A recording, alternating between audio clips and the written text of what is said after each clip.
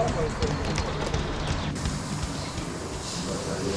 plus, un point important, c'est une fabrication française.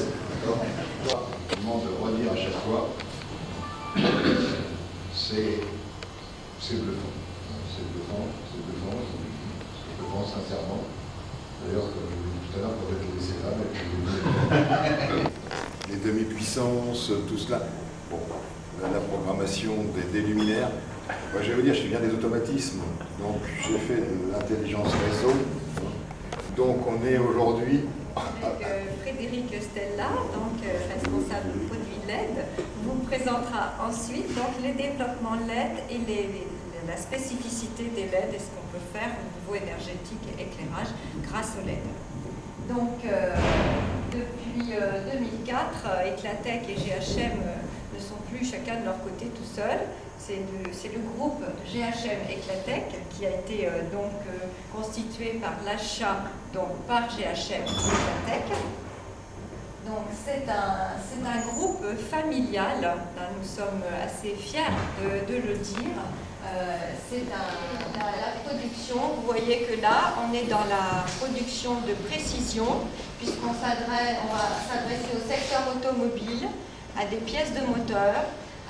Vous voyez dans les noms des clients, Mercedes, Caterpillar, John Deere, donc on est dans le matériel, le tampon de voirie, les grilles de pluvial, enfin vous voyez, c'est toute cette voirie qu'on ne voit pas trop, sur laquelle on roule, mais qui est aussi, cette fonte de voirie par contre, qui est aussi résistante.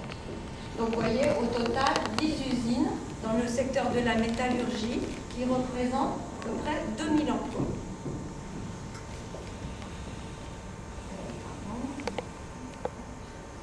Donc, le groupe GHM, c'est l'usine de GHM, donc basée sur les pièces du moteur.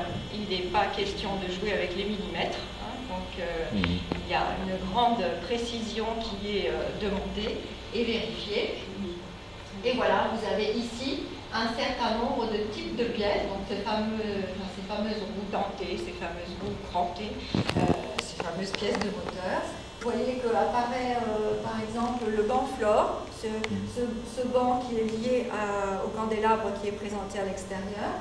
Donc ce sont les montants qui vont être réalisés donc en moyenne série.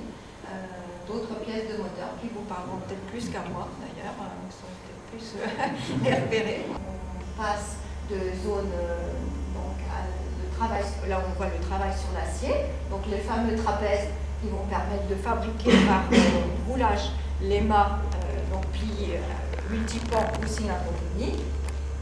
Voilà, ici vous voyez un mât qui est en train d'être fabriqué. Donc ce sont des trapèzes plats sur lesquels une presse munie d'un mandrin tape et ce mandrin déforme la tôle qui s'enroule ou se plie de manière octogonale. Donc on a des presses qui vont jusqu'à 12 mètres. Donc quand on travaille sur des mâts de grande hauteur, ils sont composés de sections de 12 mètres. On peut monter des mâts jusqu'à 30 et quelques mètres, mais auquel cas ce sont X sections qui vont être assemblées les unes aux autres. Les candélabres durent 100 ans sans difficulté. Sans rire, GHM réhabilite, je vous l'ai dit, la place de la République, les candélabres placés autour du Louvre. Donc la fonte, c'est très très durable. C'est recyclable. Par contre, elle peut souffrir d'une image un peu ancienne. Donc GHM a missionné un certain nombre de designers pour offrir une image différente à la fonte. Donc à gauche, vous voyez Feston, c'est un mât qui a en partie médiane une espèce d'irrégularité, voilà, qui est un petit clin d'œil à ce qu'on peut faire en fonte. Aiguille à droite, c'est une aiguille de 4 mètres de hauteur, installée donc à Toulouse, créée pour la place Alsace-Lorraine et qui intègre dans le chat de l'aiguille le système éclairant développé par Eclatech.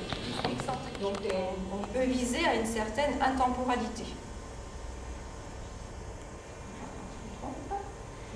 Une petite évocation de ce dont je parlais, les fameux mâts de tramway. Donc ici vous avez le tramway de Nancy, Lyon, Limoges, Orléans. Les derniers tramways que GHM vient de réaliser, c'est Besançon, Dijon, Nice, Marseille, Angers. Donc pour chacun, on a des formes particulières, mais j'avoue que là j'ai fait ton Mamba, donc là on est en design interne. Aloha, on était aussi en design avec un designer. Pixel, un autre designer. Stuff, encore un autre. Bon, on travaille avec beaucoup de designers et là aussi on a une formation interne qui en tire parti. Les nouveaux produits qui sont apparus, ce sont majoritairement des produits qui ont une esthétique totalement différente grâce à l'apparition des LED, ça c'est clair. Depuis 2005, on travaille avec les LED et on évolue de plus en plus. Les produits sont soit donc travaillés pour les LED, soit équipables de modules à LED. Et c'est ce que Frédéric va vous présenter.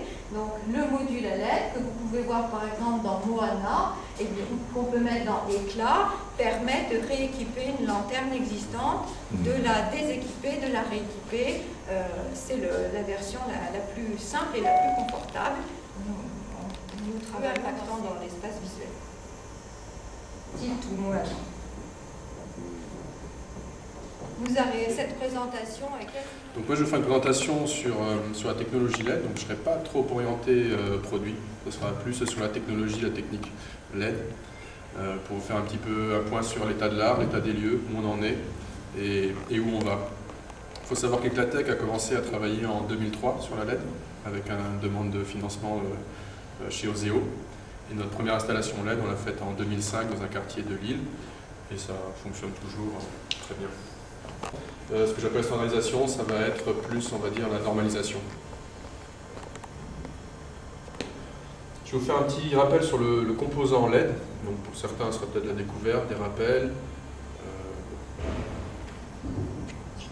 Donc la LED, c'est un composant électronique qui est constitué d'une succession de matériaux semi-conducteurs.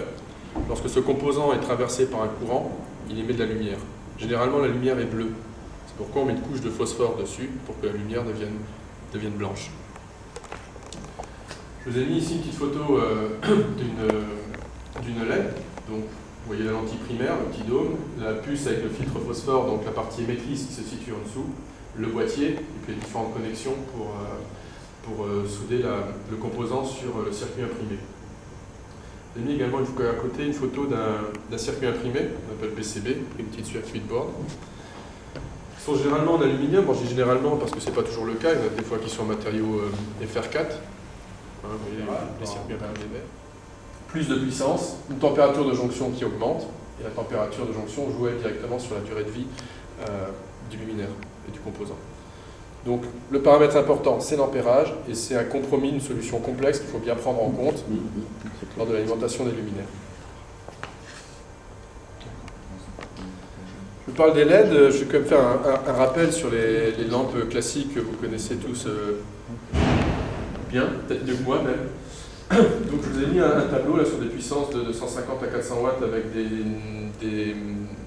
des lampes iodure métallique ou sodium haute pression. Donc là, l'important à retenir, c'est qu'ils sont en position 0 ou 1, on va déterminer l'intensité. L'avantage de cette solution, c'est qu'une solution qui peut être modifiée sur site. Donc vous ouvrez le luminaire, vous me dites, bon, moi je suis à 600 mA, finalement c'est un peu trop, je voudrais être à 500. On vous donne le code, on ne peut pas bouger, vous fermez, vous êtes à 500.